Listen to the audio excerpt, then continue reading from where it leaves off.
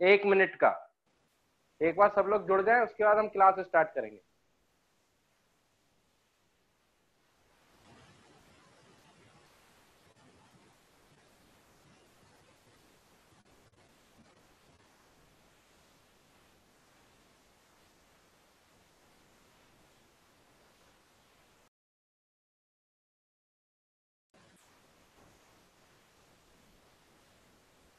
Okay, मैं जरा बात करना चाहूंगा।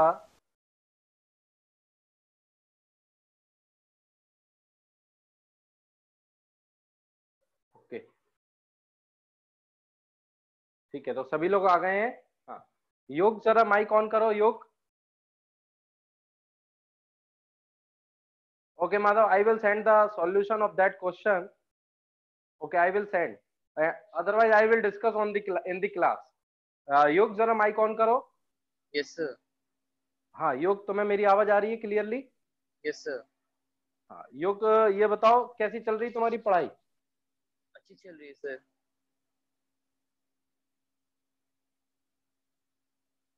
कितने घंटे पढ़ रहे हो? सर कल तो मैं 6+ कर रहा था, 6 से ज्यादा। अच्छा, बाकी मतलब ज्यादा अच्छी नहीं चल रही पढ़ाई तुम्हारी? अच्छी चल रही है सर, लेकिन अभी ना मेरे को केमिस्ट्री में ज्यादा प्रॉब्लम आ रही थी। मैं भी केमिस्ट्री, थोड़ा मैथ्स पे ज्यादा फोकस कर रहा हूँ। अच्छा, मेरे को फिजिक्स चलो में ठीक है, अच्छा मैं बात लग रहा है। करूंगा।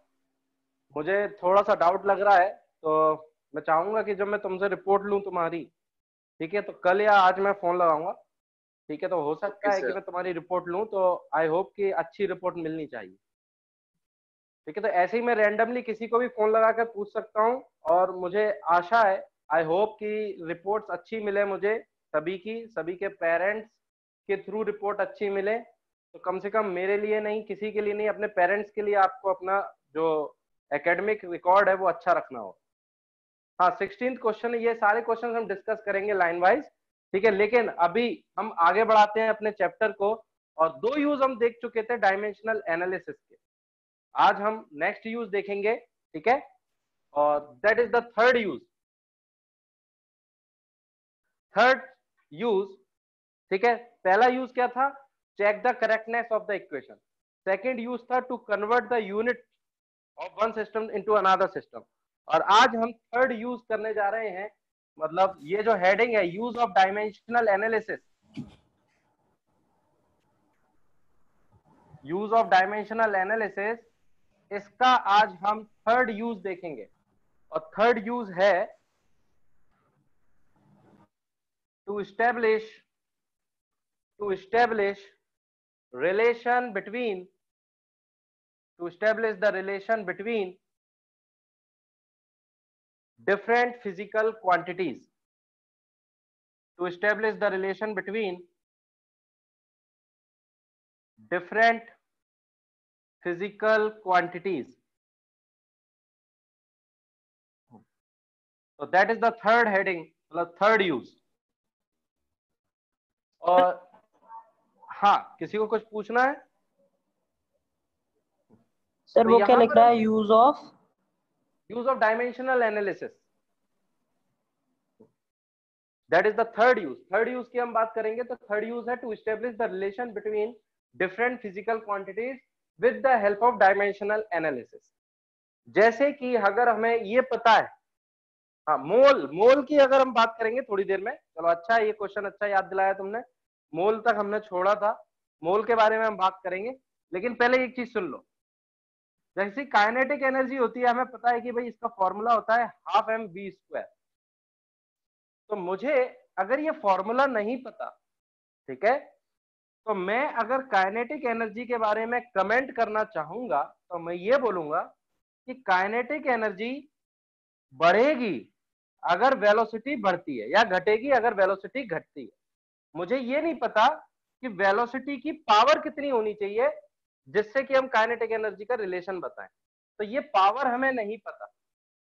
इसी तरीके से हमें ये पता है कि काइनेटिक एनर्जी मास पर भी डिपेंड करती है, लेकिन हमें ये अगर नहीं पता कि ये मास के स्क्वायर पे डिपेंड करती है, या मास की पावर -1 पे डिपेंड करती है, या मास की पावर 1 पे डिपेंड करती है। तो ये जो डिपेंडेंसी है, जो पावर्स की डिपेंडेंसी है, ये हम निकाल सकते हैं किसकी मदद से? ये हम निकाल सकते हैं डायमेंशनल एनालिसिस की मदद से। कैसे? जरा देखो, इस प्रोपोर्शनल के साइन को जब मैं हटाऊंगा तो एक लिखूंगा कांस्टेंट, और यहां आ जाएगा मास, इसका क्वेश्चन मार्क, और वेलोसिटी का भी क्वेश्चन मार्क। तो अगर हम ये जानते हैं कि ये एक डायमेंशनल इक्वेशन है, तो डायमेंशनल इक्वेशन में हम प्रिंसिपल ऑफ होमोजेनिटी लगा सकते हैं, और हम ये बोल सकते हैं कि जो डायमेंशनल फॉर्मूला काइनेटिक एनर्जी का होगा, वही डायमेंशनल फॉर्मूला इस कांस्टेंट, मास की पावर और वेलोसिटी की पावर का भी होगा। तो मैं इसका डायमेंशनल फॉर्मूला जानता हूं, मैं जानता हूं इसका डायमेंशनल फॉर्मूला। कांस्टेंट चूंकि डायमेंशन लेस है, इसकी डायमेंशन भी पता है हमें, मास की डायमेंशन पता है, वेलोसिटी की डायमेंशनल पता है। तो अगर हम डायमेंशनल फॉर्मूले लिख दें सभी के, तो हमारे पास ये क्वेश्चन मार्क मिल जाएगा। ये क्वेश्चन मार्क कैसे मिलेगा, जरा ध्यान से देखो। काइनेटिक एनर्जी का डायमेंशनल फॉर्मूला लिखूंगा मैं ml² t-, कांस्टेंट का डायमेंशन कुछ भी नहीं है, हटा रहा हूं मैं उसको। मास की डायमेंशन लिखूंगा m की पावर 1, और वेलोसिटी की जो डायमेंशन होगी वो होगी LT-1।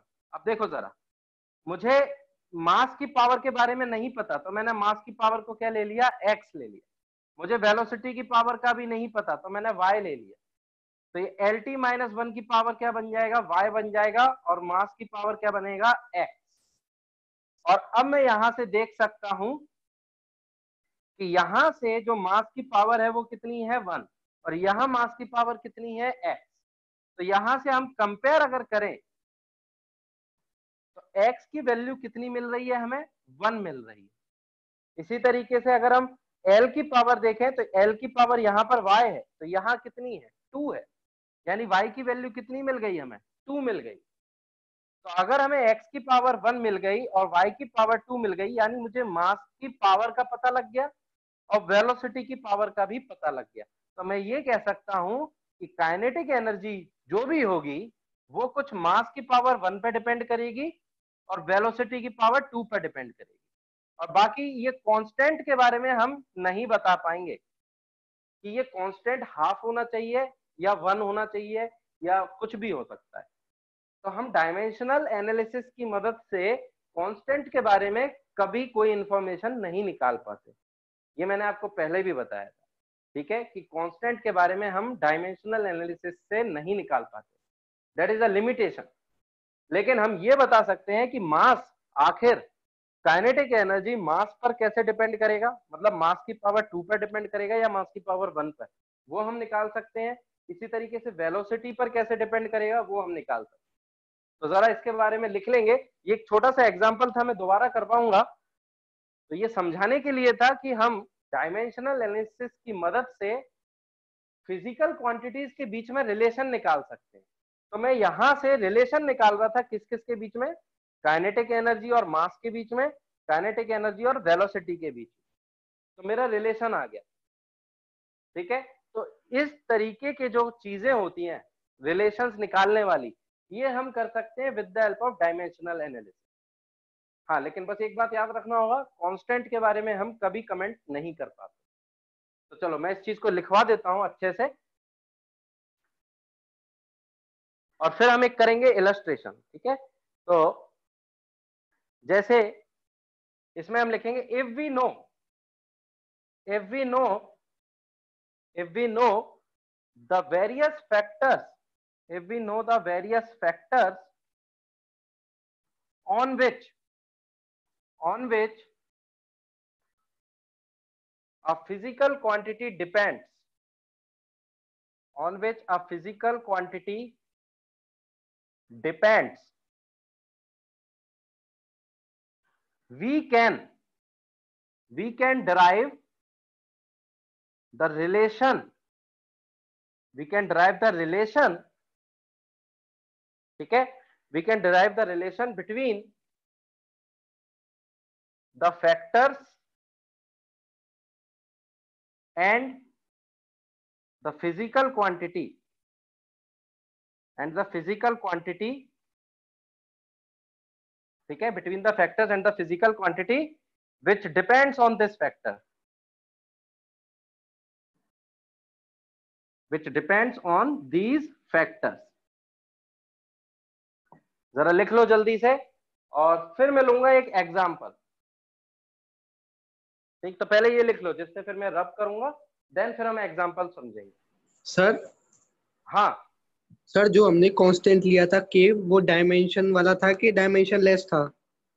डायमेंशन लेस होगा, क्योंकि अगर डायमेंशन का दिया जाता तो क्वेश्चन में ही दे दिया जाएगा, टेंशन मत लेना उसकी, समझ रहे हो? तो अभी मैं, फोर्स, हाँ, वो ग्रेविटेशनल फोर्स वाला जी का कांस्टेंट है, अगर उसका रिलेशन निकालना हो तो फिर हमें डायमेंशन दे दिया जाएगा उसका, जी फिर का। तो मैं बोल दिया जाएगा कि G is a gravitational constant. Okay sir. ठीक है, तो अभी मैं क्वेश्चंस करवाऊंगा तो तुम्हें और समझ में आएगा। ठीक है, तो ये नोट कर लिया सभी ने आई थिंक, कमेंट करके बताओ, थम्स अप भेजो, चलो वेरी गुड। तो अब मैं करवाने जा रहा हूं एक एग्जांपल।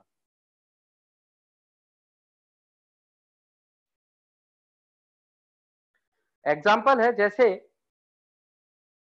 हम जानते हैं, चलो मैं यही वाला एग्जांपल लेता हूं काइनेटिक एनर्जी का, कि if we want to find the relation, if we want to find the relation between the kinetic energy and the factors on which kinetic energy depends, which are, कौन कौन से होते हैं, which are mass, velocity, ठीक है। So with the help of dimensional analysis we can find them। So तो हम यहां पर क्या लिखेंगे, काइनेटिक एनर्जी जो होती है वो मास पर डिपेंड करती है, पर मास पर कैसे डिपेंड करती है मुझे नहीं पता, तो मैंने मान लिया मास की पावर x पर डिपेंड करती है, लेट इट बी दिस, ठीक है। And kinetic energy is directly proportional, या फिर कुछ भी हो सकता है, वेलोसिटी की power y। So on combine, kinetic energy is directly proportional to m to the power x and v to the power y, ठीक। On removing the proportionality sign मैं लिख रहा हूं एक constant, where k is proportionality constant. तो अब अगर हम जानते हैं कि ये एक इक्वेशन है, so it follows the dimensional formula, मतलब follows the dimensional equality. So principle of homogeneity मैं यहां लगाऊंगा, dimensional formula of kinetic energy that should be equal to the dimensional formula of k m to the power x v to the power y। since this is the energy, so dimensional formula आ जाएगा इसका ml square t minus 2, constant का हटा दिया हमने dimension, m की power x, और velocity जो है वो है l t पावर -1, और ये y, और यहां से हम लिखेंगे m to the power x, l to the power y, t to the power -1। और मैं यहां से जब कंपेयर करूंगा, ऑन कंपेयरिंग द पावर्स, या फिर मैं ये कहूं डायमेंशंस ही क्या होती हैं, पावर्स, ठीक है, of individual dimensions of individual variable. तो हम यहां पर देखेंगे तो x की वैल्यू कितनी होगी, x की वैल्यू 1 हो जाएगी, y की वैल्यू अगर हम l की डायमेंशन मैच करें तो y की वैल्यू कितनी हो जाएगी, 2 हो जाएगी, ठीक है। तो m की पावर यहाँ 1 है, तो यहाँ m की पावर x है, तो x कितना हो गया, 1 हो गया। यहाँ l की पावर y है, यहाँ l की पावर 2 है, तो y कितना हो गया, 2 हो गया। इसी तरीके से अगर टाइम की पावर देखें तो -y, तो यहाँ पर भी क्या है, -2 है, ये दोनों फिर से प्लस हो गए, तो y की वैल्यू कितनी आ गई, 2 आ। लिख लो जल्दी से, नोट करो इसको। Very good Madhav.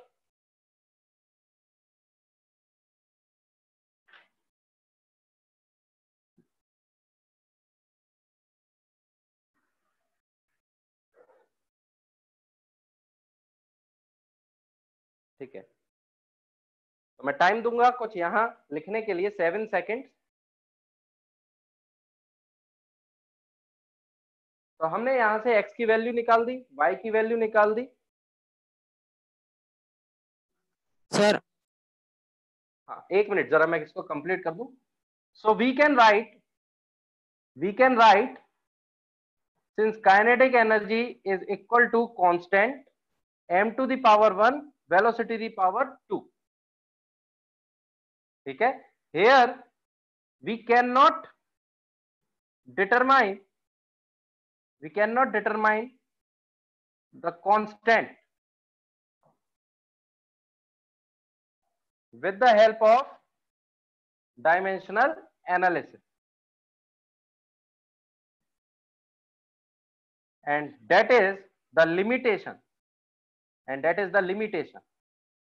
of dimensional analysis। हाँ, आप बताओ पुष्पेंद्र क्या कह रहे हो। सर मैं कह रहा था क्वेश्चन में दिया गया है कि डिपेंड करती है के मास पे और वेलोसिटी पे। डिपेंड सिर्फ मास और वेलोसिटी पे दिया था, के पर नहीं दिया था। हाँ सर वही तो कह रहा हूँ। हाँ तो सर ये तो उन्होंने दिया कि वो डायरेक्टली प्रोपोर्शनल है या वो इनडायरेक्टली प्रोपोर्शनल है। बिल्कुल बिल्कुल सही बोल रहे हो। तो अगर x की वैल्यू -1 आ जाती तो हम क्या बोलते, x की वैल्यू -1 अगर आ जाती तो हम बोलते कि kinetic energy is equal to constant mass की पावर -1। मास की पावर -1 को क्या लिखते हैं, डिवाइड बाय मास। तो हम यही तो बोलेंगे kinetic energy is inversely proportional to mass.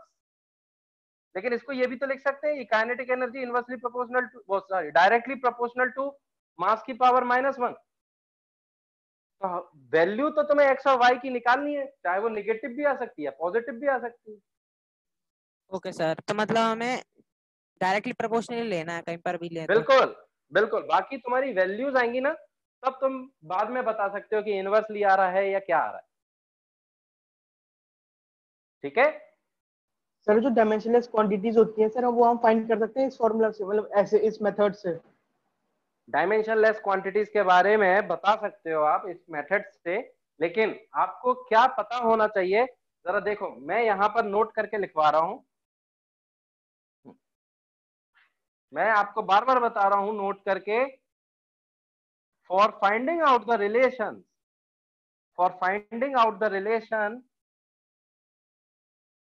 with this method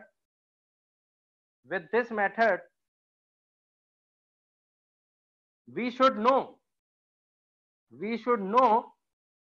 about the factors on which physical quantity depends।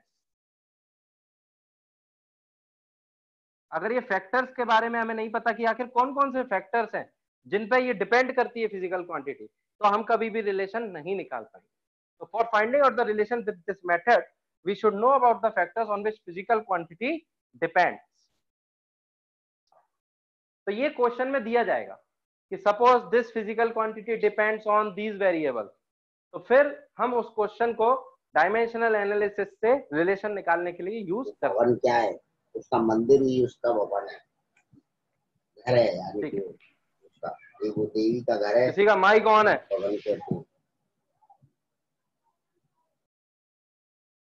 Ajay चलो जल्दी से नोट करो इसको, माइक का ध्यान रखो।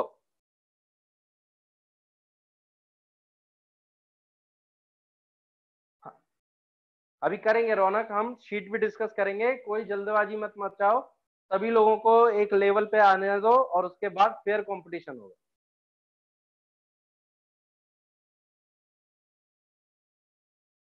हाँ, अब जरा बात कर लेते हैं इसका, एक दो क्वेश्चंस कर लेते हैं, देन मोल की बात करेंगे, उसको अभी होल्ड पे डाल रखा है, बिल्कुल भूलना मत।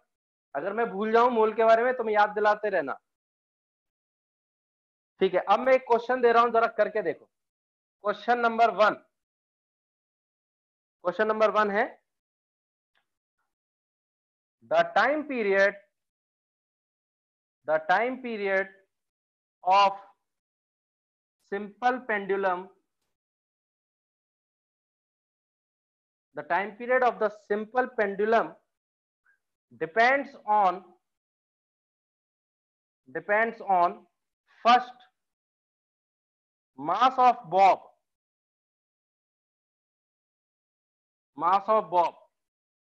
second length of the string, ठीक, थर्ड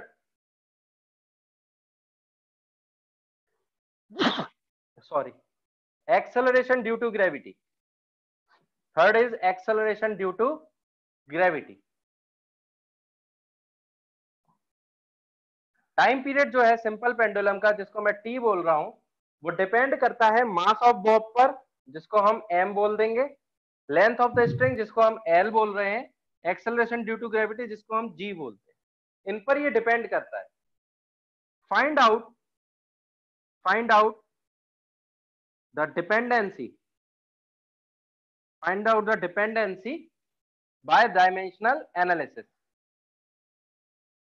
चलो कोशिश करो करने की, टाइम दे रहा हूं मैं आपको 1 मिनट।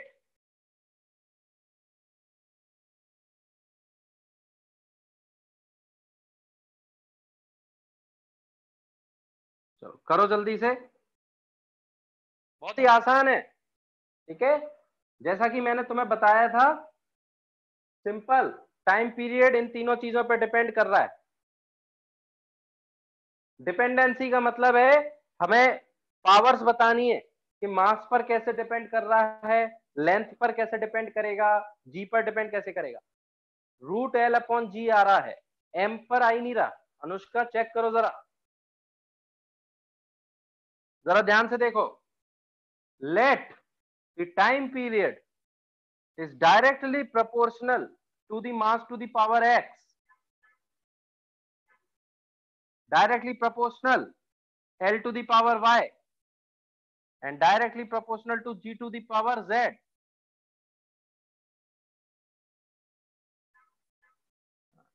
चलो बहुत सारे लोग कर रहे हैं। तो on combine time period is directly proportional to m to the power x, L to the power y and G to the power z। Very good, बहुत से लोगों का सही आंसर आ रहा है। और इस प्रोपोर्शनल को हटा रहा हूं तो एक कांस्टेंट लगा रहा हूं,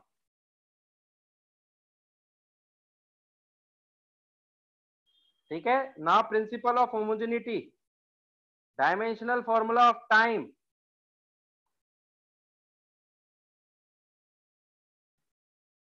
और अब हम डायमेंशनल फॉर्मूले की मदद से यहां पर अगर हम चेक करें तो यहां डायमेंशनल फॉर्मूला क्या बन रहा है, m to the power x, L to the power y और g क्या होता है, LT पावर -2 और इसकी पावर z, और ये बन गया t की पावर n। एक्सेलरेशन की डायमेंशन क्या होती है, डायमेंशनल फॉर्मूला LT -2 और इसकी होल पावर z। तो अगर हम इस चीज को देखें तो यहां से लिख सकते हैं m टू द पावर क्या आ रहा है, x आ रहा है, ठीक है। m to the power x, l की पावर क्या आ रही है, l की पावर y यहां से आ रही है और z यहां से आ रहा है। देखो l की पावर z और l की पावर y मिलकर क्या बन गया, l to the power y plus z। चलो वेरी गुड, बहुत से लोगों का आ गया है। और टाइम की पावर क्या बन रही है, -2z। तो अब कुछ नहीं बचता है क्वेश्चन में, तो यहां से अब हम कंपेयर करेंगे। On comparing the dimensions, x की पावर कितनी हो जाएगी, यहां पर कितनी है, मास की पावर 0, लेंथ की पावर भी 0 है, तो x कितना आ गया, 0 आ गया। y कितना आ जाएगा, अगर हम चेक करें तो यहां से इक्वेशन बन रही है y plus z that is equal to 0 के बराबर, और यहां से बन रही है -2z that is equal to 1। तो यहां से हमें मिल गया z की पावर -1/2। सो y कितना हो जाएगा, अगर ये है तो z equal y equal to -z, तो y हो जाएगा 1/2। So the formula of the time period, जब हम टाइम पीरियड का फॉर्मूला देखेंगे तो यहां से देखो, तो टाइम पीरियड का जो formula that is constant m to the power 0 l to the power y थी, तो y कितना हो गया 1/2, और g टू द पावर क्या बन गया -1/2। तो टाइम पीरियड का फॉर्मूला बना k into √l/g। So this is the dimensional formula. We cannot determine the constant with the help of dimensional analysis. ये कांस्टेंट हमेशा रह जाएगा, इसके बारे में आप जानकारी नहीं बता पाओगे किसकी मदद से, डायमेंशनल एनालिसिस। लेकिन हाँ ये जरूर बता पाए आप, यहां से हम ये जरूर बता सकते हैं कि डायमेंशनल के फॉर्म में टाइम पीरियड डायरेक्टली प्रोपोर्शनल है l की पावर 1/2 पर, और ये है इनवर्सली प्रोपोर्शनल g की पावर 1/2। और मास पर कैसे डिपेंड कर रहा है, मास की पावर 0 पर, यानी यहां इंडिपेंडेंट है, independent of mass. I think समझ में आ गया है। नोट डाउन करने के लिए 10 सेकेंड, और कुछ डाउट है अगर तो पूछ सकते। कितनों को समझ में आया, जरा थम्स अप भेजेंगे। चलो वेरी गुड, ओम, रौनक, वेरी गुड, माधव, हर्षी तुम्हारा कमेंट नहीं आता है सर। हाँ पूछो। इसका हुआ ना कि जो बॉब होगा वो लेंथ, अगर हम लेंथ और gravity due acceleration due to gravity same रखें हाँ। तो, और अगर मास हम तो टाइम पीरियड सेम ही आएगा। बिल्कुल, मास पर कभी डिपेंड नहीं करेगा, चाहे बॉब आप कितने भी मास का लगा देना, अगर लेंथ और एक्सेलरेशन ऑफ ग्रेविटी सेम रखे हैं आपने तो टाइम पीरियड दोनों बॉबों के लिए सेम आएगा, भले ही वो हैवी हो या light. Okay sir, thank you sir. ठीक, हटा रहा हूं अब मैं इन सारी चीजों को। वेरी गुड, बहुत सारे लोगों को समझ में आया है, लेकिन मैं चाहूंगा कि सभी लोग कमेंट्स करें। ठीक है, तो कमेंट से क्या होता है मुझे पता चलता है। चलो अब दे रहा हूं मैं एक और क्वेश्चन, देखते हैं कितने लोग कर पाएंगे। ठीक है, तो क्वेश्चन है, second question, question number 2। when a solid sphere ठीक moves through a liquid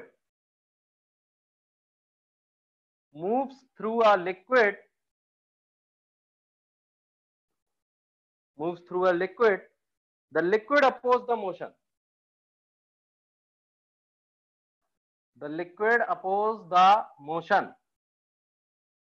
लिखते जाओ साथ ही साथ में, the liquid opposes the motion with a force F,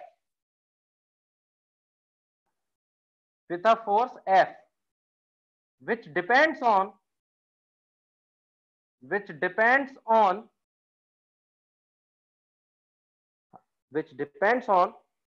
पहला फैक्टर है कोफिशिएंट ऑफ विस्कोसिटी, कुछ भी होगा, कोफिशिएंट ऑफ विस्कोसिटी, जिसको हम ईटा से रिप्रेजेंट करते हैं। ठीक है, रेडियस ऑफ स्फीयर, जिसको हम आर से रिप्रेजेंट करते हैं। Third, speed of the sphere, जिसको हम वी से रिप्रेजेंट कर रहे हैं। ठीक है, तो अब हमें बताना है फाइंड द डायमेंशनल फॉर्म, या फाइंड द डायमेंशनल एनालिसिस, या फिर ऐसा ही कर लो simple, find the dependency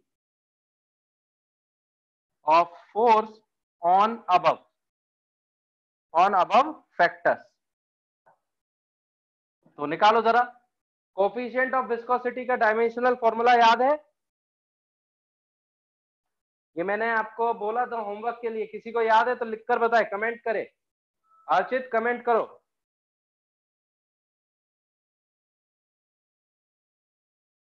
coefficient of viscosity का डायमेंशनल फॉर्मूला ML(T-1). गड़बड़ है? ML-1 T-1। Very good, ML-1 T-1।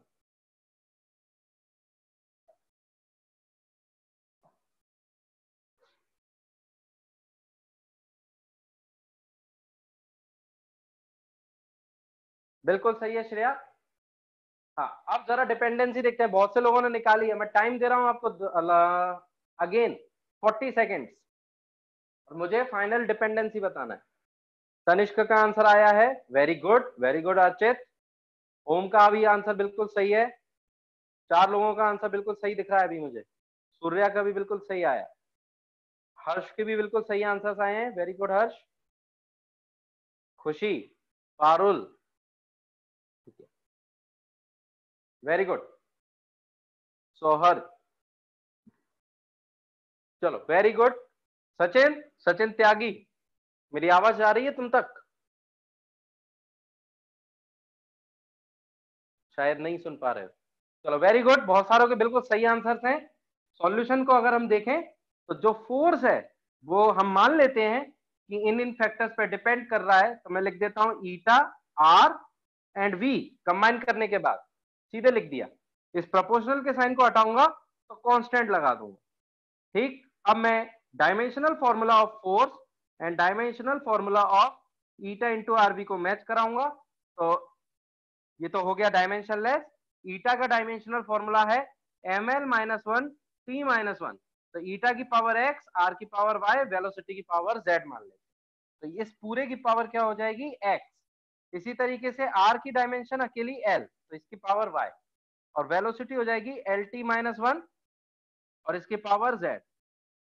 तो यहां से अगर हम फोर्स की डायमेंशनल फॉर्मूला लिखें तो ये बनेगा MLT-2, और यहां से अगर हम डायमेंशनल फॉर्मूला देखें तो m to the power x बन रहा है L to the power -x plus z। ठीक है, this is plus z and this is -1। तो L to the power -x plus z and t to the power क्या बनेगा? -x -z। अच्छा, L रह गया, एक और रह गया, इसमें प्लस y और रह गया, तो -x plus y plus z। और यहां से अब हम कंपेयर करेंगे। तो कंपेयर अगर करोगे तो x की वैल्यू 1 मिल जाएगी, -x plus y plus z की वैल्यू 1 बनेगी, और -x माइनस z की वैल्यू -2 बनेगी। इन तीनों इक्वेशनों को सॉल्व करो, 1, 2 एंड थर्ड इक्वेशन। तो सॉल्व करोगे तो x की वैल्यू 1, y की वैल्यू भी 1 एंड z की वैल्यू भी 1। ठीक है, और यहां से हमारा फॉर्मूला मिल जाएगा, x की वैल्यू 1 कर दो, y की वैल्यू 1 कर दो, z की वैल्यू 1 कर दो, तो फोर्स का फॉर्मूला मिल जाएगा k into eta into R into V. Note करेंगे, बिल्कुल सही है मोइनेश, वेरी गुड। कोई डाउट है तो पूछो। टाइम दे रहा हूं मैं आपको फिर से 7 सेकेंड। छोटा सा क्वेश्चन है, ज्यादा हैवी क्वेश्चन नहीं है, लेकिन हाँ इस क्वेश्चन के लिए तुम्हें ईटा का डायमेंशनल फॉर्मूला याद होना चाहिए, या इसका दूसरा फॉर्मूला निकालना आना चाहिए तुमको।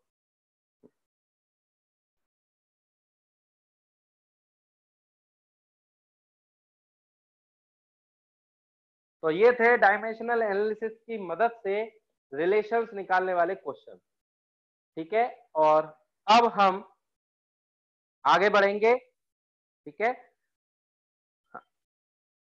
तो हमने रिलेशंस निकाल लिए, हमने करेक्टनेस चेक कर ली, और हमने कन्वर्जन भी कर लिया एक सिस्टम से दूसरे सिस्टम में। ठीक है, और अब हम बात करेंगे नई हेडिंग। हाँ बोलो।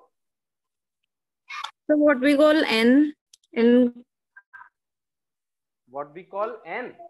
This. so what we call n in coefficient of viscosity. Eta. Yes, sir. Eta. This is called eta.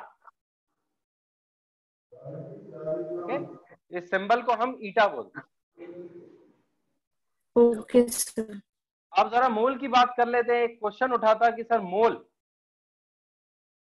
ठीक है, तो मोल की अगर बात करें तो mole is a fundamental quantity. Mole is a fundamental quantity in SI unit system. और यहां से अगर हम बात करें मोल की, तो मोल का जो सिंबल होता है, मोल का जो सिंबल होता है, इसको हम लिखते हैं MOL. ठीक. और जो डायमेंशनल फॉर्मूला होता है उसको लिखते हैं इस तरीके से.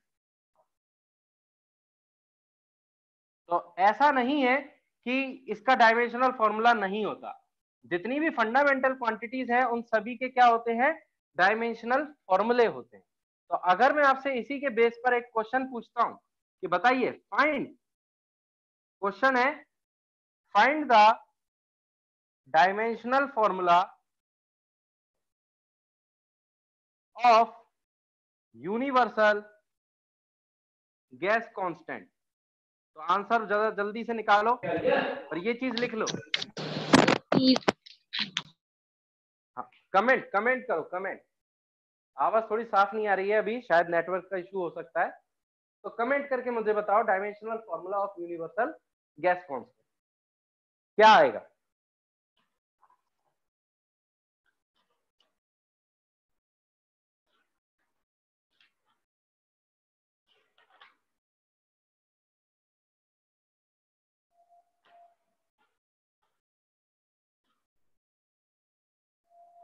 ये जे कहां से आ रहा है ये मुझे नहीं पता.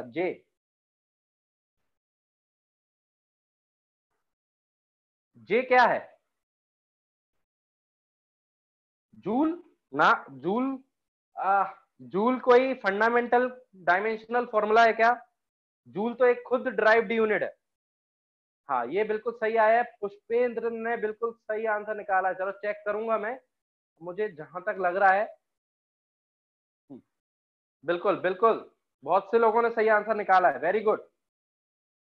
आई होप कि बिल्कुल सही हो. तो देखो जरा, by PV equals to NRT, इसकी मदद से हम लिख सकते हैं dimensional formula of R that is equal to dimensional formula of P, dimensional formula of volume, dimensional formula of number of moles and dimensional formula of time. तो pressure का dimensional formula हो गया force upon area. Force upon area कितना हो जाता है? ml - 1 T - 2. This is the pressure dimensional formula. L cube is the volume and mole, ये हो गया इसका डायमेंशनल फॉर्मूला, एंड टेम्परेचर का केल्विन. तो आंसर आएगा ml². अच्छा, ये तो हो गया टाइम T - 2, ये हो गया mole inverse and that is kelvin inverse. So this is the dimensional formula of universal gas constant.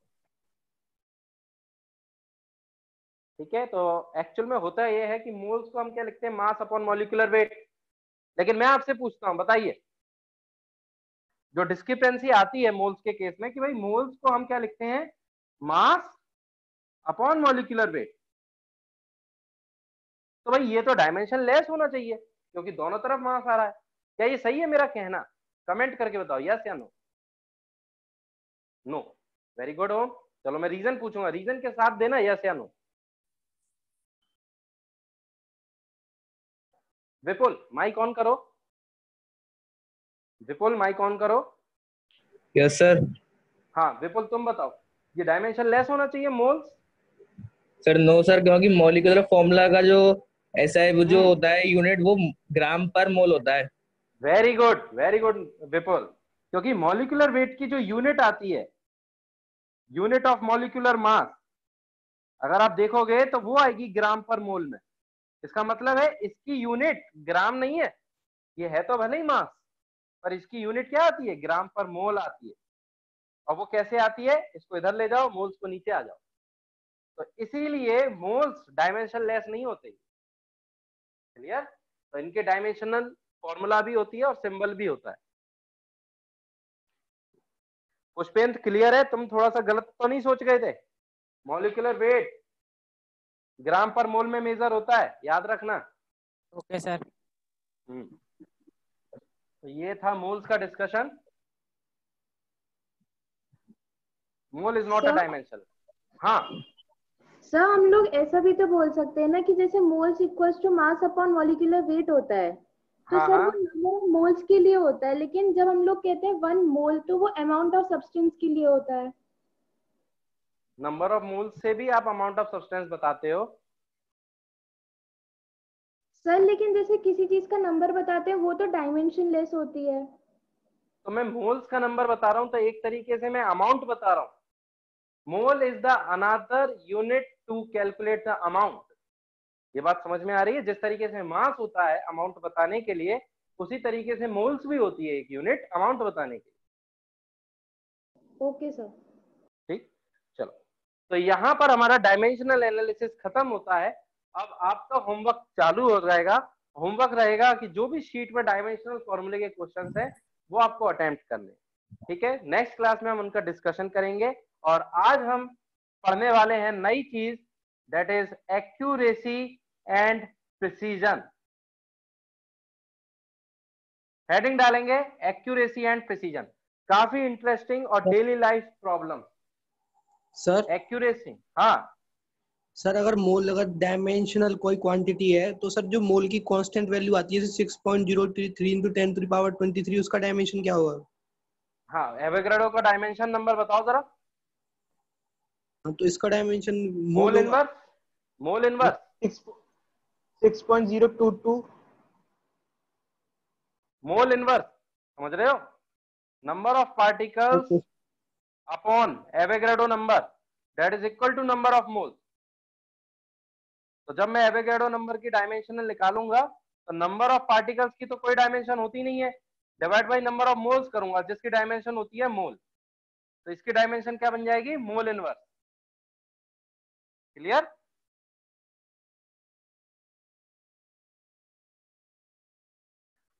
आवाज कट रही तुम लोगों की? नेट कनेक्शन चेक करो जरा अपने अपने, और स्ट्रॉन्ग करने की कोशिश किया करो रोज, कि कहीं पर ऐसा ना हो कि स्पीड में दिक्कत आए या फिर नेट में प्रॉब्लम हो। चलो, नेक्स्ट टॉपिक है accuracy and precision of instrument. तो सबसे पहले हम देखेंगे accuracy. What do you mean by accuracy? तो इसका सिंपल सा जवाब ये होता है कि एक्यूरेसी उसी को बोलते हैं कितनी अच्छे से कोई इंस्ट्रूमेंट किसी मेजर्ड लेंथ को कैलकुलेट कर पा रहा है, दैट इज द एक्यूरेसी। जैसे अगर मैं बात करूं, मान लो एक रॉड है जिसकी लेंथ है 15 मीटर, ठीक है, लेकिन हमने इसको मेजर किया with the help of 2 scales.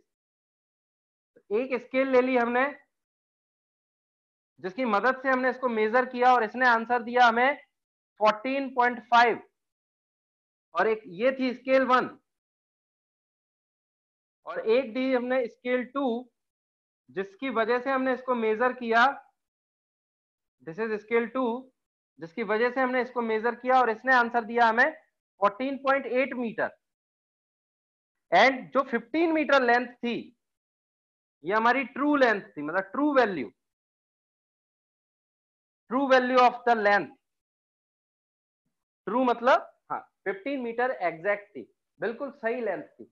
लेकिन जब स्केल 1 से मेजर कर रहे हैं तो आंसर मिल रहा है 14.5, स्केल 2 से मेजर कर रहे हैं तो 14.8। तो हम यहां पर ये बोलेंगे कि scale 2 is more accurate then scale 1। क्यों है? क्योंकि 15 जो कि ट्रू वैल्यू थी उसके नजदीक कौन मेजर करके दिखा रहा है? स्केल 2 दिखा रही है। इसका मतलब है एक्यूरेसी का मतलब क्या हुआ कि जो इंस्ट्रूमेंट सबसे ज्यादा क्लोज होता है किसी ट्रू वैल्यू के, वो ज्यादा एक्यूरेट या ज्यादा एक्यूरेसी के साथ मेजर करता है। ठीक है, तो हम एक्यूरेसी को अगर देखें तो एक्यूरेसी को हम क्या लिख सकते हैं? Accuracy is a term which tells us about the closeness of the measured value with true value, ठीक है। तो कितनी ज्यादा एक्यूरेसी है वो डिपेंड करेगा कितनी ज्यादा क्लोजनेस। तो जरा ये एग्जांपल जो है ये नोट डाउन कर लो जल्दी से। आई थिंक ये समझ में आ गया होगा, बहुत ही सिंपल सा एग्जांपल था, नोट डाउन करो जल्दी। एंड देन इसके बाद हम समझेंगे प्रिसीजन। एक्यूरेसी और प्रिसीजन में बहुत अंतर होता है।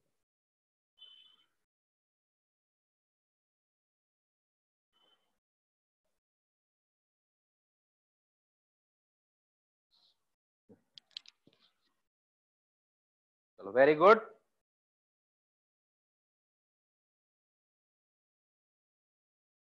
ठीक, ये तो रहा एक्यूरेसी का क्वेश्चन। और अब मैं बात करूंगा प्रिसीजन की।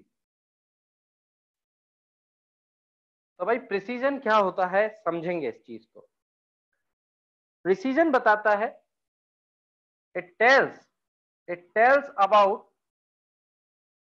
The least measurement which can be, least measurement जिसको हम लीस्ट काउंट या फिर resolution of instrument. It tells about the least measurement जिसको हम लीस्ट काउंट या फिर रिजोल्यूशन ऑफ द इंस्ट्रूमेंट बोलते हैं। ठीक है, by which measurement is done, by which measurement is done, जिसके द्वारा मेजरमेंट किया गया है। तो अब जरा हम एक प्रिसीजन वाला एग्जांपल लेते हैं। तो सोचो जरा, सपोज ये स्केल 1 है जिससे हमने मेजर किया, इसने आंसर दिया 14.52, बल्कि एग्जैक्ट लेंथ क्या थी 15 मीटर। इसने दिया आंसर 14.52 मीटर और इसने दिया आंसर 14.8 मीटर। ठीक है, इसने 14.8 दिया, इसने 14.52 दिया। तो मुझे ये बताओ, ये जो 0.52 में दे रही है स्केल 1 क्या कर सकती है? जरा ध्यान से देखो। मैं अगर यहां से देखूं, बाय सीइंग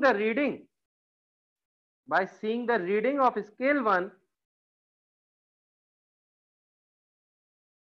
ठीक है, एंड स्केल 2,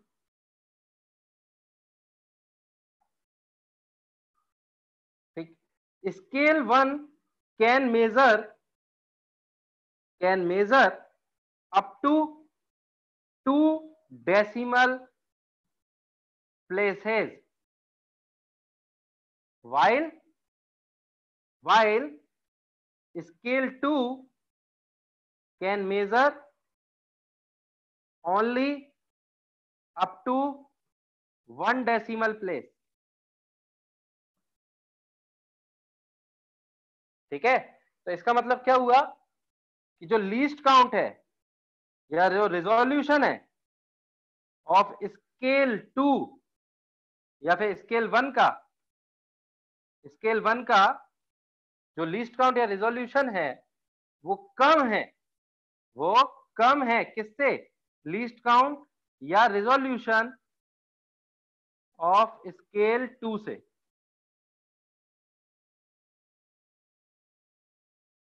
यानी इसका जो मिनिमम मेजरमेंट है वो इसके मिनिमम मेजरमेंट से कम। ये कितना मिनिमम मेजरमेंट कर सकता है? ये कर सकता है, देखो पॉइंट के बाद 2 डिजिट्स तक कर रहा है, यानी अगर मैं इसको देखूं तो या तो ये 14.53 हो सकता था या 14.51 हो सकता था। इसका मतलब है कि ये 0.01 मीटर तक मेजर कर सकता है। ठीक, और ये कितना कर सकता है? 0.1 तक। तो 0.01 जो होता है वो 0.1 से कम है। तो ये जो स्केल है, स्केल 1, ये 2 डेसिमल प्लेसेस तक नंबर दे सकती, और ये स्केल डेसिमल के बाद सिर्फ एक ही डिजिट तक आंसर दे सकती है। तो अगर प्रिसीजन की बात की जाए, प्रिसीजन की, तो प्रिसीजन क्या होता है कि ये मिनिमम मेजरमेंट के बारे में बताता है। तो पहले इस चीज को लिखो। अब मुझे ये बताओ कौन ज्यादा प्रिसीजन वाला इंस्ट्रूमेंट है, स्केल 1 या स्केल 2? स्केल 1। स्केल 1। चलो पहले लिख लो इस चीज को, फिर हम थोड़ी और बात करेंगे। आंसर बिल्कुल सही है, स्केल 1, क्योंकि ये ज्यादा प्रिसाइज है, यानी डेसिमल्स के बाद ज्यादा डिजिट्स तक आंसर दे सकता है, और ये डेसिमल के बाद एक ही डिजिट तक आंसर दे रहा है, इसलिए ये कम प्रिसाइज है और ये ज्यादा प्रिसाइज है। तो लिख लो जल्दी से, टाइम है 10 सेकेंड्स, किसी को कोई डाउट है तो पूछ सकते हैं। अब क्वेश्चन आता है, क्या स्केल 2 और स्केल 1 में अगर हम देखें प्रिसीजन में, तो प्रिसीजन स्केल 1 का ज्यादा है। एक्यूरेट कौन सी स्केल है, स्केल 1 या स्केल 2? स्केल 2 ज्यादा स्केल एक्यूरेट है 2। सर। यानी एक्यूरेसी और प्रिसीजन इंडिपेंडेंट क्वांटिटीज, जरूरी नहीं है कि जो ज्यादा एक्यूरेट है वो ज्यादा प्रिसाइज भी होगा। बिल्कुल बिल्कुल सही समझ गए हो। तो नोट डाउन करेंगे इसके बारे में, पहले लिख लो जल्दी से, और लिख लिया है तो डन का कमेंट भेजो। चलो very good.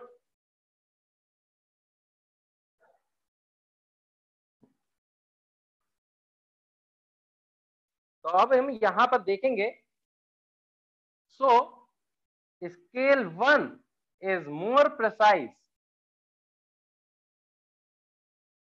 than scale 2, but scale 2 is more accurate than scale 1. Hence it is not necessary that if an instrument is accurate, if an instrument is more accurate than other,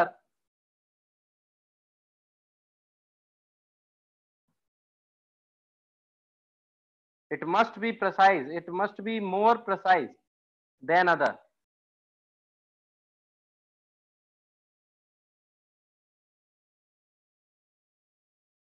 note down करो। और ये थी accuracy और precision के बारे में कुछ important बातें। ठीक है, अब हम इसके ऊपर कुछ क्वेश्चंस करेंगे, तब और अच्छे से समझ में आए।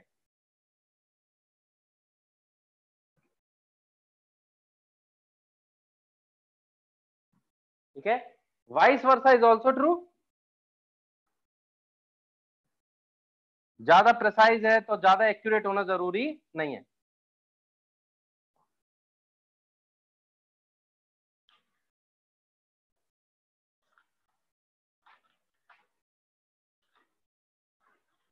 ठीक है, आई थिंक ये बात समझ में आ गई है सभी के।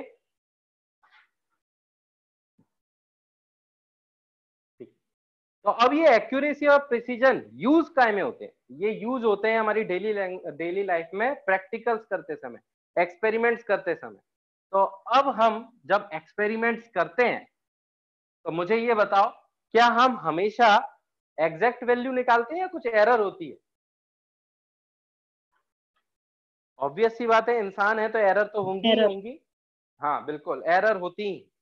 तो पहले हम ये जानेंगे कि आखिर ये एरर्स होती क्या है और ये आती कहां कहां से। तो नेक्स्ट हेडिंग है एरर्स। ठीक, और एरर्स के बारे में जानते हैं। तो एरर्स के पहले हम देखेंगे क्लासिफिकेशन। तो मैं बता रहा हूं आपको क्लासिफिकेशन ऑफ एरर्स। तो एरर्स के अंदर ही है डेफिनेशन, मतलब एरर्स के अंदर ही फर्स्ट हेडिंग है क्लासिफिकेशन ऑफ एरर्स। ठीक, तो देखो एरर होते हैं दो तरीके के, mainly can categorise into two parts. First systematic second one that is B part, random error. ठीक है, तो पहला है सिस्टमेटिक, दूसरा है रैंडम। ठीक, सिस्टमेटिक एरर्स जैसे कि अगर हम बात करें तो हमारी जो मेजर्ड वैल्यू है वो ट्रू वैल्यू से कभी ज्यादा भी आ सकती है और कभी कम भी आ सकती है। ठीक है, तो ये measured value can be greater than true value, can be less than true value. तो इसका मतलब ये हुआ कि systematic errors are directive in nature. ये क्या होते हैं? डायरेक्टिव, मतलब ज्यादा या कम होंगे। ट्रू वैल्यू से कभी मेजर्ड वैल्यू ज्यादा मिलेगी, कभी कम मिलेगी। ठीक है, सिस्टमेटिक एरर्स को भी डिवाइड किया जा सकता है। ठीक है, कितनी कैटेगरीज में? 3 कैटेगरी। पहली कैटेगरी है इंस्ट्रूमेंटल एरर्स। पहली कैटेगरी है इंस्ट्रूमेंटल एरर्स। दूसरी कैटेगरी है इम्परफेक्शन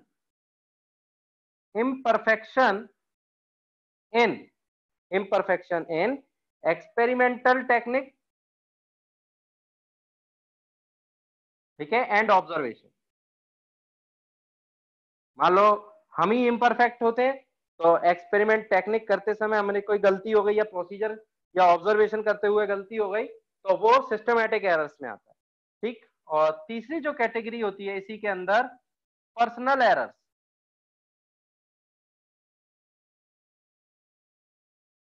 पर्सनल एरर्स, ठीक है, पर्सनल एरर्स की बात अगर हम करें तो पर्सनल एरर्स सिंपल क्या है? Due to carelessness. तो हम ये बोल सकते हैं कि भाई ड्यू टू केयरलेसनेस, इसकी वजह से जो एरर्स होती हैं उनको हम पर्सनल एरर्स बोलते हैं। अच्छा, इम्परफेक्शन की बात अगर हम करें, एक्सपेरिमेंटल टेक्निक या ऑब्जर्वेशन, तो ये इम्परफेक्शन आता कहां से? ये इम्परफेक्शन कहां से आ सकता है? May be due to variation in temperature, humidity, ठीक है, वेरियस सराउंडिंग कंडीशंस।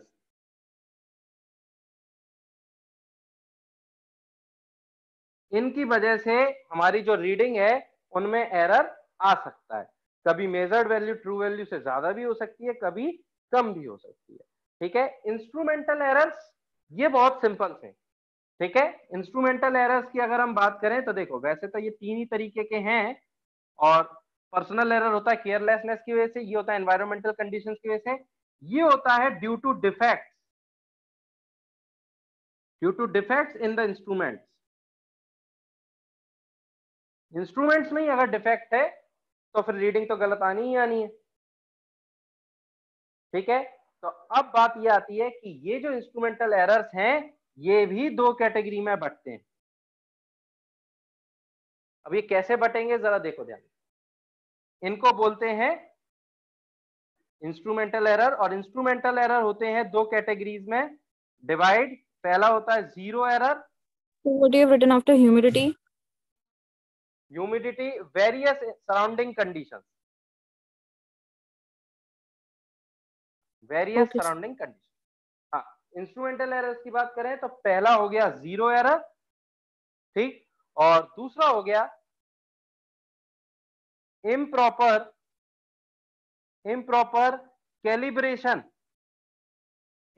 कैलिब्रेशन या फिर डिजाइनिंग।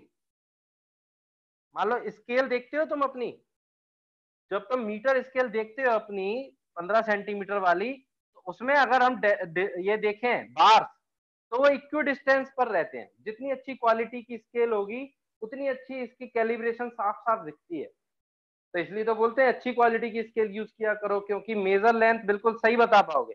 वरना अगर क्वालिटी खराब हो गई तो क्या होगा, कहीं पर तो ये स्पेस रखा है, कहीं पर ज्यादा स्पेस रख दिया, फिर कहीं पर कम कर दिया। तो एक्चुअल में इस स्पेसिंग को क्या बोलते हैं? इसको बोलते हैं कैलिब्रेशन। और कैलिब्रेशन मिलता है अच्छी क्वालिटीज में। तो इंस्ट्रूमेंट्स जब भी हम देखते हैं मेजरमेंट करने के लिए, तो हमेशा अच्छी क्वालिटी के यूज करना चाहिए, क्योंकि कैलिब्रेशन प्रॉपर होता है, डिजाइनिंग प्रॉपर होती है, जिसकी मदद से इंस्ट्रूमेंटल एरर हट जाता है। नोट करो जल्दी से। ये सर नीचे क्या लिखा है, इंस्ट्रूमेंटल एरर? इसमें लिखा है इम्प्रॉपर कैलिब्रेशन और डिजाइनिंग।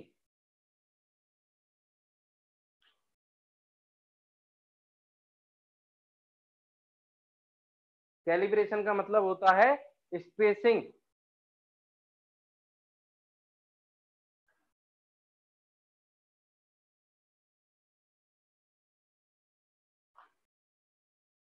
ठीक है, और रही बात रैंडम एरर्स की, तो रैंडम एरर्स तो बहुत तरीके से आ सकते हैं।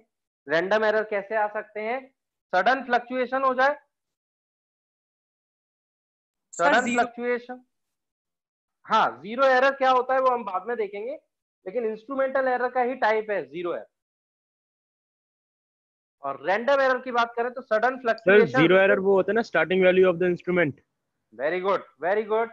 कौन था, क्या नाम है? Aryaman sir. Aryaman, very good. Zero error वैसे मैं पढ़ाऊंगा, मैं पहले भी आपको बता चुका हूं पहली क्लास में कि मैं नहीं मान के चलता कि किसी ने कुछ पढ़ा है, इसीलिए मैं सभी को सेम लेवल पे मानता हूं। लेकिन अगर पहले से पता है तो बहुत अच्छी बात है, ठीक है। लेकिन नहीं पता तो घबराने की दिक्कत नहीं है, क्योंकि हम पूरी चीजें बेसिक लेवल से देखते हैं। रैंडम एरर्स की अगर हम बात करें तो ये कहां से जनरेट होते हैं? ये जनरेट होते हैं सडन फ्लक्चुएशंस की मदद से। तो sudden fluctuation in environmental conditions,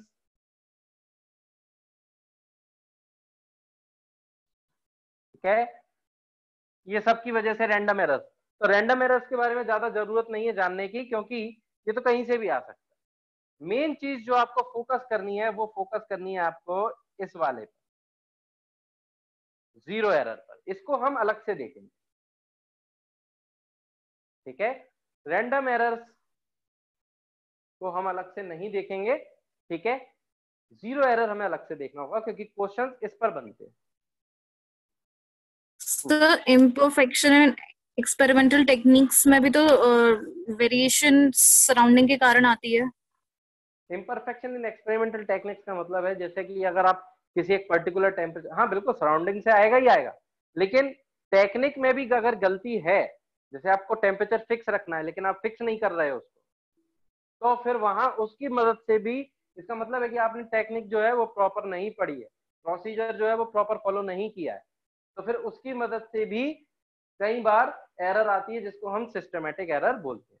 जैसे कि अगर मैं बात करूं कि भाई मेरे को टेम्परेचर कम रखना था, लेकिन मैंने क्या किया, टेम्परेचर बढ़ाता जा रहा हूं, तो जो मेरी मेजर्ड वैल्यू होगी वो हो सकता है ट्रू वैल्यू से आगे निकल जाए, या फिर मैं टेम्परेचर कम करता जा रहा हूं तो हो सकता है कि जो मेरी मेजर्ड वैल्यू है वो ट्रू वैल्यू से कम आ जाए।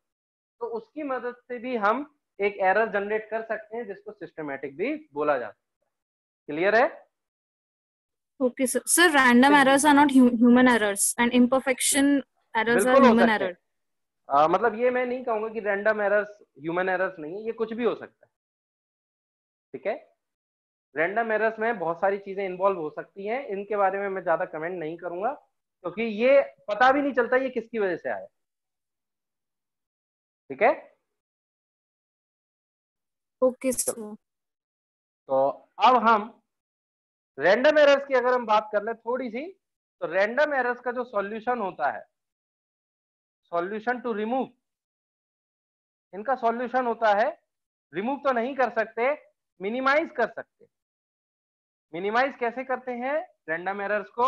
हम क्या करते हैं, we take the arithmetic mean of all measured values, of all measured values. सारे जितने भी हमने वैल्यूज को मेजर किया, कुछ नेगेटिव आई होंगे, मतलब कुछ कैसे कि ट्रू वैल्यू से ज्यादा वैल्यूज आई होंगी, कुछ कम आई होंगी, एक्चुअल में हम फाइनली क्या ले रहे हैं, सभी का मीन। तो हम रैंडम एरर को मिनिमाइज इस तरीके से कर सकते हैं कि भाई जो मीन वैल्यू हम आंसर देंगे वो हमारी लगभग ट्रू वैल्यू के बराबर होनी चाहिए, और कोई तरीका नहीं है इसका, लेकिन बाकी एरर्स को हम कम ज्यादा कर सकते हैं, ठीक है। और नेक्स्ट एक और जो एरर बचता है, ठीक है,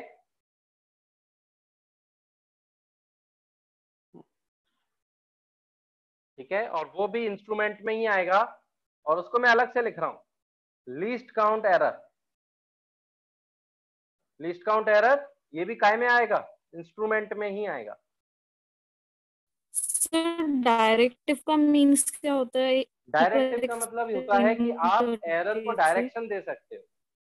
एरर आप अगर ट्रू वैल्यू से ज्यादा मेजर्ड वैल्यू कैलकुलेट करना चाहते हो तो आप क्या कर सकते हो, फिक्स कर सकते हो कि भाई टेम्परेचर में इस वैल्यू से ज्यादा रखूंगा तो मेरी हमेशा मेजर्ड वैल्यू ट्रू वैल्यू से ज्यादा ही मिलेगी। तो दैट इज मीन्स कि आपने एक डायरेक्शन दे दी उसको। क्लियर? तो डायरेक्टिव एरर का यही मतलब है कि आप कभी मेजर्ड वैल्यू से ज्यादा रख सकते हो, सॉरी ट्रू वैल्यू से ज्यादा रख सकते हो, ट्रू वैल्यू से कम रख सकते हो। ठीक है, अब हम बात करेंगे least count error. Least count error जो कि एक इंस्ट्रूमेंट में आ सकता है और इसको हम मिनिमाइज कैसे करते हैं। वैसे होता क्या है भाई, लीस्ट काउंट का मतलब क्या होता है? लीस्ट काउंट का मतलब होता है द मिनिमम मेजरमेंट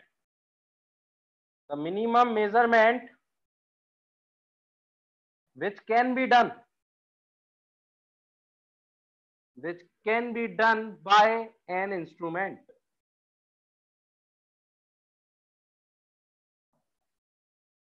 ठीक है, और लीस्ट काउंट एरर की अगर हम बात करें, लीस्ट काउंट एरर का मतलब क्या है? The error in minimum measurement. The error in minimum measurement, ये कैसे हटाया जा सकता है? टू रिड्यूस इट, इसको अगर हटाना है हमें, to reduce it we should use highly precise use करूंगा या एक्यूरेट?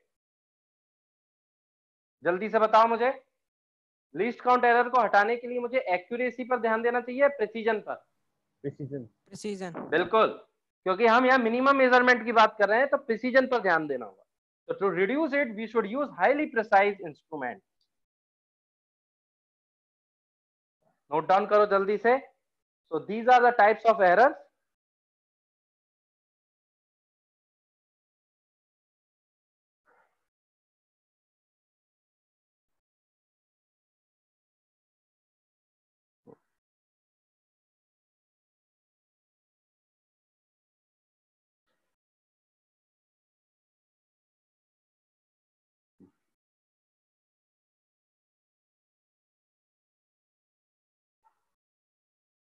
ठीक है, तो लिख लिया सभी ने। और अब कुछ टर्म्स आपको जाननी होंगी रिलेटेड टू एरर्स। ठीक है, for the practical purpose.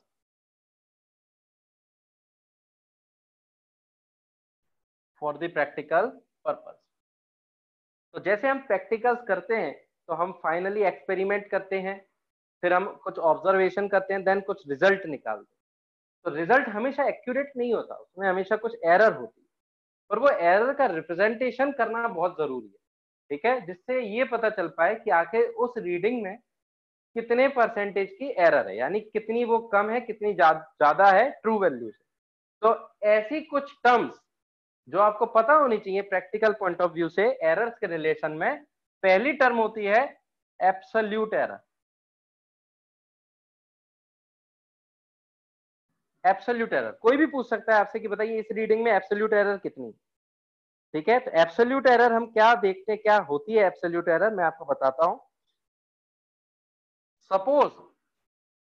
Suppose आपने एक एक्सपेरिमेंट किया जिसमें आपकी reading sign x1 x2 3 xn तक n रीडिंग्स आई आपके पास। ठीक है, so n number of readings in an experiment। ठीक है, for more accurate result to show we take, हम क्या लेते हैं इन सब का, we take arithmetic mean arithmetic mean of all. ठीक है, 1 मिनट रुकेंगे जरा, माइक इसमें इंक भर लेता हूं मैं, लाइट हो गया है, इसको भी खाना चाहिए रहता है। तुम लोग लेते हो बीच बीच में कुछ, चबाते रहते हो कुछ स्प्राउट्स वगैरह? कमेंट करके बताओ। Yes sir. हाँ, पानी वगैरह लेते रहा करो, गर्मी ज्यादा है, स्प्राउट्स वगैरह ले लिया करो, ड्राई फ्रूट्स ले सकते हो भीगे हुए, समझ रहे हो, कच्चे मत खाना, गर्मी करेंगे। ठीक है, तो ये कुछ रीडिंग्स हमने ली, n नंबर ऑफ रीडिंग्स किसी एक्सपेरिमेंट में, और फॉर मोर एक्यूरेट रिजल्ट हम क्या करते हैं, सभी की क्या ले लेते हैं, अरिथमेटिक मीन। तो अरिथमेटिक मीन अगर हम ले ले तो उसी को हम बोलते हैं क्या, ट्रू वैल्यू। सो हमारी जो ट्रू वैल्यू आएगी उसको हम क्या बोलेंगे, that is a mean of readings. तो अरिथमेटिक मीन हम क्या लिखते हैं, sigma, sigma of different readings, I को 1 से लेकर n तक, और divide by number of reading, जो कि कितनी है हमारी, n है। तो ये आ जाएगा x1 plus x2 plus x3 till xn तक, और divide by total number of reading. तो ये आ गई हमारी ट्रू वैल्यू। ठीक, और आपसे पूछा गया कि इस एब्सोल्यूट एरर मुझे बताओ इस रीडिंग्स के थ्रू, तो हम ये बोलेंगे कि भाई एब्सोल्यूट एरर अगर हमें निकालना है, so for the absolute error, for the absolute error in different readings, in different readings we will find the difference,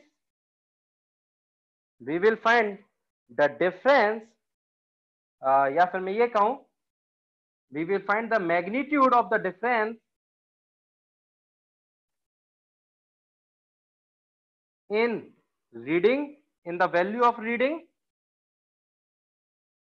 in the value of reading and the true value, and the true value। कैसे, as, अभी देखते हैं, पहले ये लिख लो,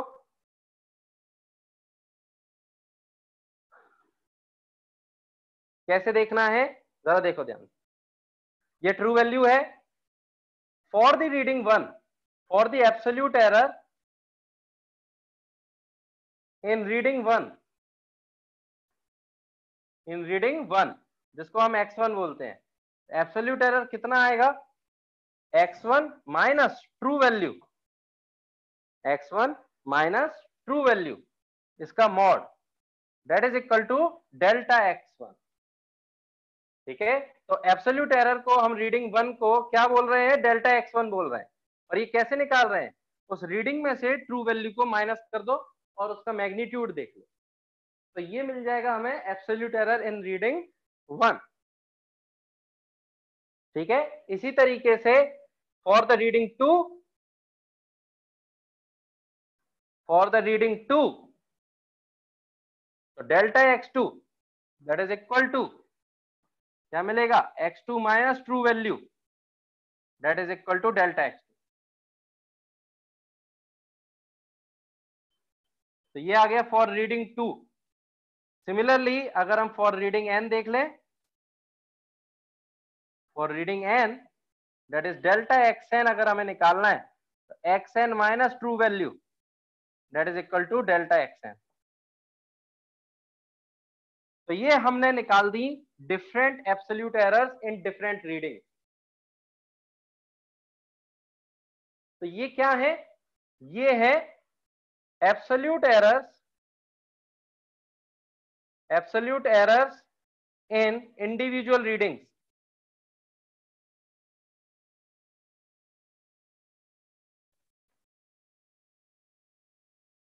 ठीक है,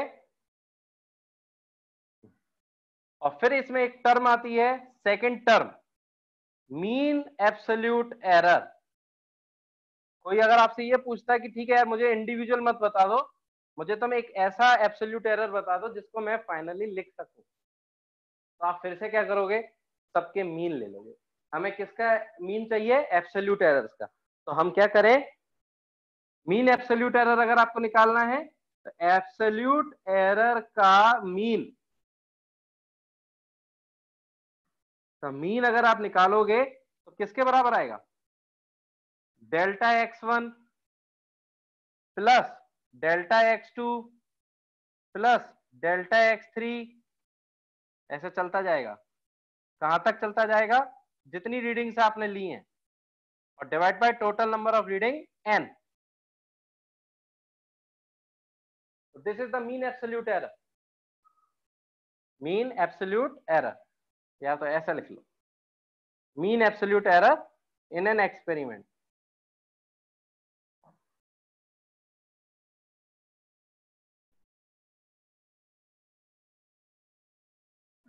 तो दो टर्म्स हमने पढ़ ली, एक एब्सोल्यूट एरर पढ़ लिया और एक मीन एब्सोल्यूट एरर पढ़ लिया। ठीक है, नोट डाउन कर लो और जैसे ही हो जाए मुझे थम्स अप भेजो। हाँ, कुछ पूछना है?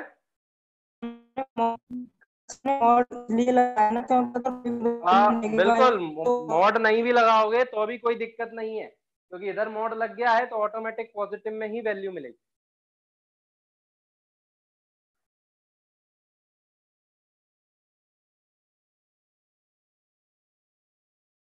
ठीक, और थर्ड टर्म की अगर हम बात करें तो तीसरी टर्म जो काम आती है, ठीक है, लेकिन उससे पहले to show the reading,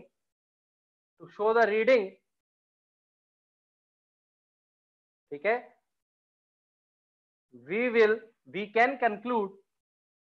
can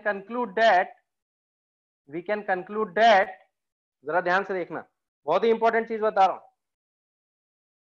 जो हमारी ट्रू वैल्यू है, ठीक है, एक्चुअल में ये है क्या, ट्रू वैल्यू अगर हम देखें तो हमने क्या लिखा है, x का मीन लिखा है, ठीक, और अगर हम इसमें एरर शो करें तो एरर शो कौन सा वाला करेंगे, एरर हम शो कर सकते हैं मीन वाला, या तो ये प्लस हो सकता है या माइनस। तो देखो, हम जो अपना आंसर बताएंगे कि भाई हमने जो वैल्यू मेजर की है, तो we will give this measured value to show the reading. We can conclude that the measured value in an experiment is equal to x mean plus minus delta x mean। ठीक है, it means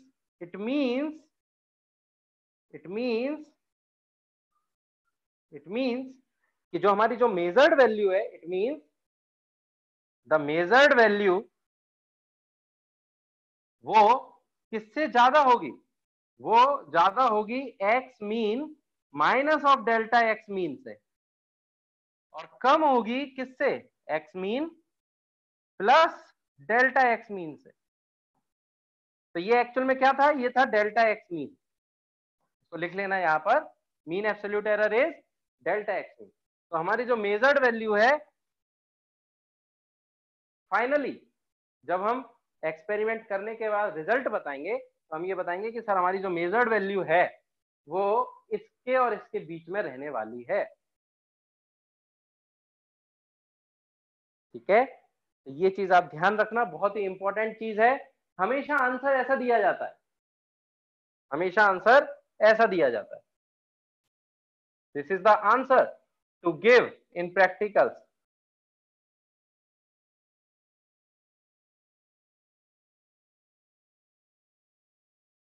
आप कभी भी without error नहीं बता सकते। This represents क्या, ये रिप्रेजेंट कर रहा है, रिप्रेजेंट एरर।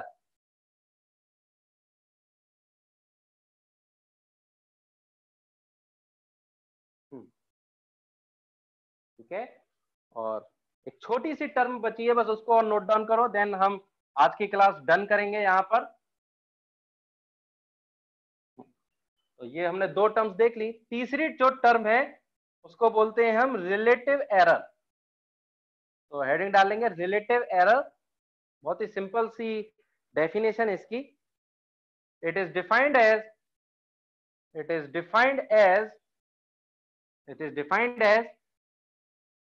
देखो बहुत ही simple, mean absolute error divide by mean absolute error divide by mean value या फिर true value, that is a relative error, that is a relative error. और मीन एब्सोल्यूट एरर को हम कैसे लिखते हैं, डेल्टा एक्स मीन और divide by true value को क्या लिखते हैं, एक्स मीन। ठीक है, और last term that is percentage error. और परसेंटेज एरर क्या होता है, simple, defined as relative error into 100। तो अगर हमें परसेंटेज एरर निकालनी है इन एक्स, तो हमें निकालना होगा रिलेटिव एरर इन एक्स, यानी delta x mean divide by x mean into 100।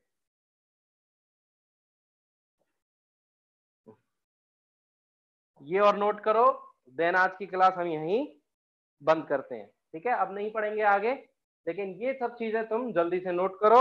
और होमवर्क में बता देता हूं फटाफट से, then you can leave and enjoy with your studies. कईयों को लगा होगा पता नहीं क्या एंजॉय करना है, टाइम वेस्ट नहीं करना है, हमेशा ध्यान रखना है, एफिशिएंसी और फोकस रखना है। अब मैं होमवर्क लिख रहा हूं, जरा होमवर्क लिख लो जल्दी से। ठीक है, मैं यहां लिख रहा हूं होमवर्क। होमवर्क है शीट डायमेंशनल एनालिसिस क्वेश्चन।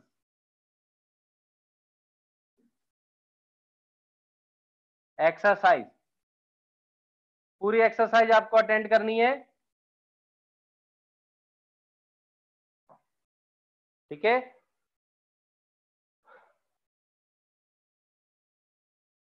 और इसको करने के लिए आप सहारा ले सकते हो या तो अपने नोट्स का, या एररलेस किताब जो है उनकी क्वेश्चंस को देखकर आप सीख सकते हो।